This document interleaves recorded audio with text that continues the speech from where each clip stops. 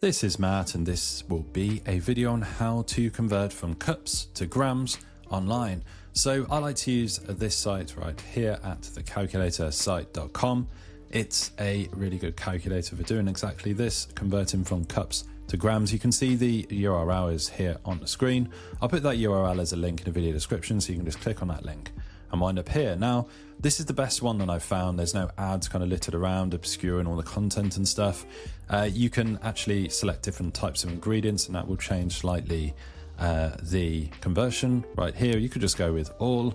They've got cups to grams, grams to cups, and milliliters, I believe, to grams. So what we can do here is you can enter the cups amounts. You've got your handy chart down here expressing everything right here. We can round to different decimal points, but let's say we want to have 8 cups as an example, and we can click on convert, and just like that we find that 8 cups is 1895.71 grams. And you know, if we wanted to do, let's say we're doing 60.8, so we can do decimal points as well. 60.8 cups is 14,384.56 grams.